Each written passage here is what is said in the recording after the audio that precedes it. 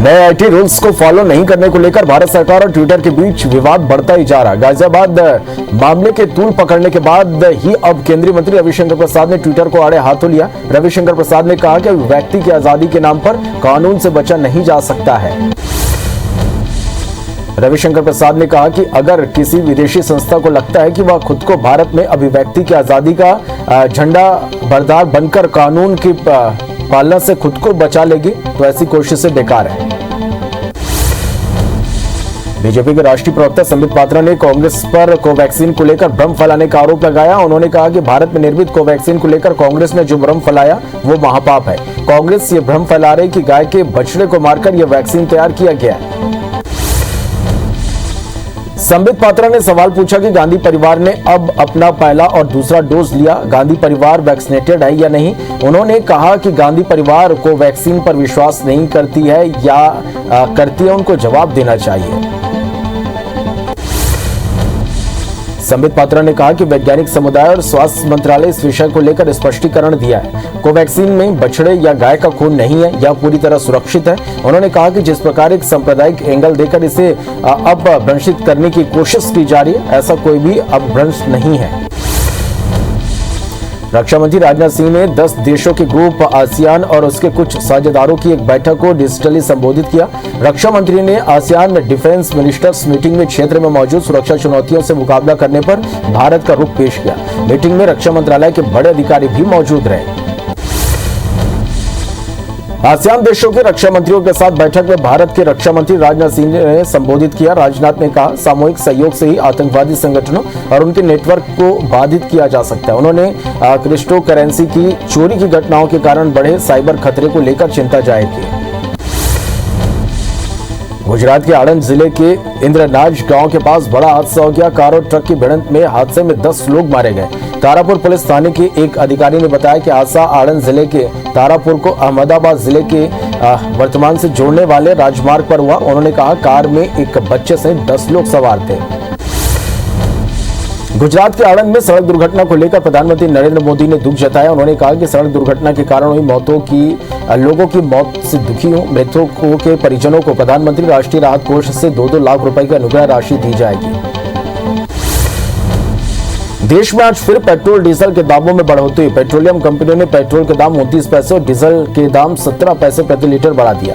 दिल्ली में पेट्रोल की कीमत 96 रुपए 41 पैसे और 1 लीटर डीजल की कीमत 87.5 रुपए हो गई। बड़ी बात यह कि 9 राज्यों में पेट्रोल की कीमत 100 रुपए के पार पहुंच गई। मुंबई में पेट्रोल लगभग 103 रुपए तक पहुंच गया। देश के कई इलाकों में मानसून की दस्तक के साथ ही दक्षिणी पश्चिमी मानसून महाराष्ट्र के कई जिलों में बरस रहा है। ताजा जानकारी के अनुसार मुंबई के कई हिस्सों में बारिश शुरू हो गई है, जिसके चलते शहर के इलाकों में पानी भरने की समस्या से लोगों को जूझना पड़ सकता है। मुंबई के कुछ इलाकों में बारिश होने के कारण तापमान में कमी आने के साथ ही लोगों को गर्मी से निजात मिलेगी। जम्मू कश्मीर में आज सुबह सुरक्षा बलों और आतंकियों के बीच मुठभेड़ हुई। मुठभेड़ में एक आतंकी मारा गया। मुठभेड़ में मारे गए आतंकी की पहचान शोपियां निवासी और जैर अशरफ डार के रूप में हुई। इसके साथ ही सुरक्षा बलों ने एक पिस्टल, एक मैगजीन, 6 राउंड और एक ग्रेनेड बरामद की। ओडिशा के मलकानगिरी में पुलिस और नक्सलियों के बीच आज मुठभेड़ हुई। मुठभेड़ के बाद नक्सली जंगल की ओर भाग निकले। पुलिस ने घटना के बाद एक राइफल, कारतूस और नकली सामान बरामद किया। साथ ही पुलिस ने कई नक्सलियों को गोली लगने का दावा भी किया है। छत्तीसगढ़ की सीमा से लगे आंध्र प्रदेश के विशाखापट्टनम में पुलिस और नक्सलियों के बीच मुठभेड़ हो गई। मुठभेड़ में 6 नक्सलियों को पुलिस ने ढेर कर दिया। मारे गए नक्सलियों की शिनाख्त नहीं हो पाई। मौके पर पुलिस ने AK-47 नक्सलियों का सामान बरामद किया है। मध्य प्रदेश के मुख्यमंत्री शिवराज सिंह चौहान ने प्रधानमंत्री नरेंद्र मोदी से उनकी आवास पर मुलाकात की। प्रधानमंत्री से मुलाकात के बाद शिवराज सिंह चौहान ने बताया कि प्रधानमंत्री से कोरोना और स्वास्थ्य सुविधाओं को सुदृढ़ करने के बारे में चर्चा हुई। मुख्यमंत्री शिवराज सिंह ने कहा कि कोरोना संकट के कारण राज्यों की आर्थिक स्थिति डगमगाई है। पिछले साल राज्यों को GDP के 5.5% तक ऋण लेने की छूट थी। इस साल यह घटकर 4.5% हुआ। मैंने प्रधानमंत्री से आग्रह किया कि अधोसंरचना के विकास के काम न रुके, इसलिए राज्य सिर्फ GDP का 5.5% ऋण ले पाए। मुख्यमंत्री भूपेश बघेल ने आज सूरजपुर और कोरिया जिले को 460 करोड़ 14 लाख रुपए की विकास कार्यों की सौगात दी। रायपुर स्थित सीएम हाउस में आयोजित वर्चुअल कार्यक्रम में मुख्यमंत्री ने दोनों जिलों में 368 विकास और निर्माण कार्यों का लोकार्पण और भूमि पूजन किया। मुख्यमंत्री ने हितग्राहियों, किसानों और महिला स्वसहायता समूह के सदस्यों से भी बात की। मध्य प्रदेश के गृह मंत्री डॉक्टर नरोत्तम मिश्रा ने कांग्रेस के महंगाई को कोरोना से बड़ी महामारी बताने वाले ट्वीट पर कहा, क्या कांग्रेस शासित राज्यों में महंगाई नहीं है? नरोत्तम मिश्रा ने कांग्रेस पर तंज कसते हुए कहा कि कोरोना को लेकर भी ऐसी ही भ्रम फैलाया गया था। कांग्रेस ने शिवराज सरकार पर बड़ा हमला बोला। कांग्रेस ने ट्वीट कर कहा कि शिव के राज में तेल का खेल चल रहा। भोपाल नगर निगम डीजल यूपी से ले रहा। भोपाल नगर निगम सरकार को मिलने वाले टैक्स की चोरी कर रहा। कांग्रेस ने आरोप लगाते हुए कहा कि 12 रुपए बचाने के लिए यूपी से डीजल लाया जा रहा है। इंदौर में सभी मार्केट रात 10 बजे तक खोले जाने की मांग को लेकर कांग्रेस ने हस्ताक्षर अभियान चलाया। सुबह 2 घंटे का हस्ताक्षर अभियान रीगल चौराहे पर चलाया गया। इस दौरान कांग्रेस ने व्यापारियों की पीड़ा भाजपा सरकार और प्रशासन को बताने की कोशिश की। लोरमी इलाके में धान खरीदी केंद्रों में धान का परिवहन नहीं होने से आज भी केंद्रों में धान खराब होते पड़ा है। इस पर नेता प्रतिपक्ष धर्मलाल कौशिक ने सरकार पर गंभीर आरोप लगाया। कौशिक ने कहा कि राज्य सरकार को धान में लगभग 1000 से लेकर 1200 करोड़ तक का घाटा आएगा। कांकेर जिले के भानु प्रतापपुर विधायक मनोज सिंह मंडावी ने स्थानीय प्रशासन के साथ कोडोपार गांव पहुंचे और यहां हाथी प्रभावित ग्रामीणों से मुलाकात की। विधायक ने इस दौरान ग्रामीणों की समस्याएं भी सुनी और जल्द मुआवजा दिलाने की बात कही।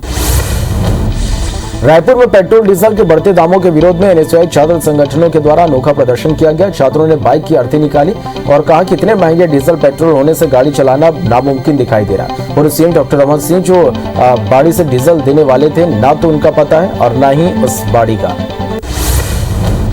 सीएम हेल्पलाइन में होने वाली शिकायतों और लोक सेवा केंद्रों में राजस्व से जुड़े मामलों में पेंडेंसी बढ़ती जा रही है, जिससे लोगों को भी परेशानियों का सामना करना पड़ रहा है। पेंडेंसी के बढ़ते अंबार से जबलपुर कलेक्टर सख्त हो गए हैं और अधिकारियों कर्मचारियों को 2 टूक शब्दों में संवेदनशीलता और पारदर्शिता के साथ सभी प्रकरणों को समय सीमा में निराकृत करने के निर्देश दिए हैं। रायगढ़ जिले में 40,000 से अधिक राशन कार्ड ऐसे पाए गए जिनके नाम, पते, आधार नंबर गलत है। खास बात यह कि इसके बावजूद इन राशन कार्ड धारियों के नाम पर सालों से राशन जारी हो रहा है। वन नेशन वन योजना के तहत जब कार्डों का सत्यापन किया गया तो इसका खुलासा हुआ। भाटापारा में महीनों चक्कर लगाने के बाद लोन देने से मना करने पर युवक ने बैंक के खिलाफ मोर्चा खोल दिया। मनोज बर्मन ने समृद्धि योजना के तहत आवेदन किया था। पीड़ित मनोज बर्मन ने बैंक के सामने भूख हड़ताल शुरू कर दी। आज तीसरे दिन भी उसकी भूख हड़ताल जारी है। वही बैंक मैनेजर के नहीं मिलने से उनका पक्ष नहीं लिया जा सका है। मध्य प्रदेश सरकार ने लघु एवं सीमांत किसानों को बड़ी राहत दी है। अब सरकार 75 लाख किसानों के फसल बीमा का प्रीमियम भरेगी। यह राशि खराब फसल होने पर किसानों के खाते में जमा होगी। इससे प्रदेश के 90% किसानों को लाभ मिलेगा। राज्य के प्रस्ताव पर केंद्र सरकार ने हरी झंडी दे दी है। मंडला कलेक्टर हर्षिका सिंह ने कोरोना संक्रमण की संभावित तीसरी लहर की तैयारियों को लेकर तनखा मेमोरियल स्कूल में बच्चों के लिए बनाया गया कोविड केयर सेंटर का जायजा लिया। उन्होंने सेंटर में बच्चों के लिए सभी जरूरी इंतजामों की विस्तार से जानकारी ली। खजुराहो में लॉकडाउन के बाद आज से एक बार फिर विश्व धरोहर पर्यटकों के लिए खोले गए। यहाँ सुबह से पर्यटक पहुंच रहे हैं। कोई विश्व धरोहर का दीदार करने तो कोई वेडिंग फोटोग्राफी के लिए यूनेस्को साइट पहुंचा, लेकिन अभी भी स्थानीय लोगों, व्यवसायियों को विदेशी पर्यटकों का इंतजार है। कटनी के पास कटंगी खुर्द स्टेशन पर प्री नॉन इंटरलॉकिंग के काम की वजह से नर्मदा एक्सप्रेस 4 दिन तक नहीं चलेगी। बिलासपुर से इंदौर के बीच 21 से 24 जून तक नर्मदा एक्सप्रेस के पहिए जाम रहेंगे। इंदौर से बिलासपुर के लिए 22 जून से 25 जून तक ट्रेनें नहीं दौड़ेगी। भानु प्रतापपुर में सीमा सुरक्षा बल के महानिरीक्षक ने उत्कृष्ट कार्य करने वाले बहादुर जवानों को सम्मानित किया। समारोह का आयोजन बीएसएफ 81वीं वाहिनी मुल्ला मुख्यालय कैंप में हुआ। सभी उपस्थित अधिकारी और जवानों ने पुलिस आंतरिक सुरक्षा मेडल प्राप्त कर्मियों का गर्मजोशी से स्वागत किया।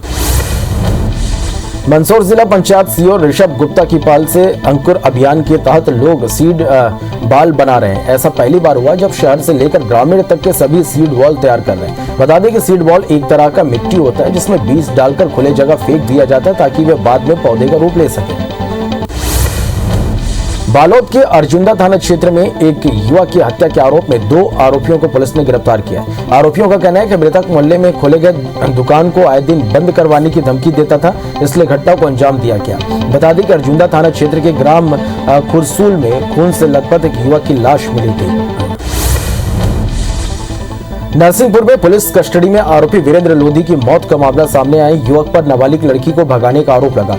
पुलिस उसे 2 दिन पहले इंदौर से गिरफ्तार कर लाई थी। एसपी ने आईटी सहित 3 पुलिसकर्मियों को सस्पेंड कर दिया। पूरा मामला गाडरवारा के पाहोला थाने का है। भानु प्रतापपुर में दल्ली रोड पर एक जवान का शव मिलने से इलाके में सनसनी फैल गई। पुलिस का कहना है कि अज्ञात वाहन की ठोकर से जवान की मौत हुई। फिलहाल पुलिस पूरे मामले की जांच कर रही है।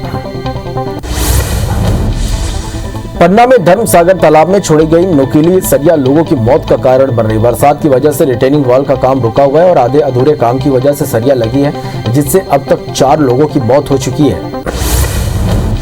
बिलाईगढ़ में कोविड सेंटर से फरार 5 आरोपियों को गिरफ्तार कर लिया गया। सभी पर भटगांव थाना प्रभारी ने ऐसे मारपीट का आरोप लगाया। साथ ही पुलिस की गाड़ी में तोड़फोड़ की थी। कोरोना से डरते हुए सभी आरोपी घर से भाग गए थे। कल सभी कोविड केयर सेंटर से फरार हो गए थे।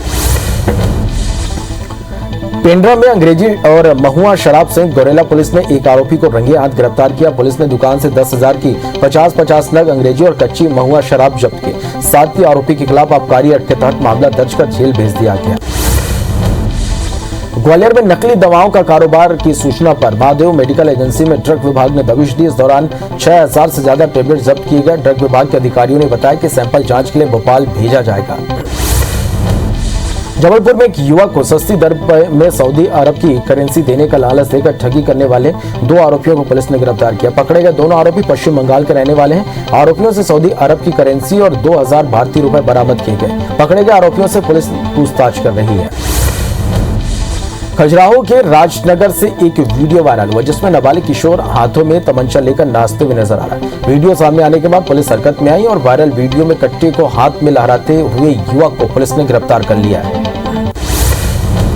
छतरपुर में एक नाले से नाग और नागिन का डांस करते नजर आए। नाले में नाग नागिन के इस डांस को देखने के लिए लोगों की भीड़ जुट गई। कई लोगों ने तो इसका वीडियो भी बना लिया। यह वीडियो जमकर सोशल मीडिया पर वायरल हो रहा है।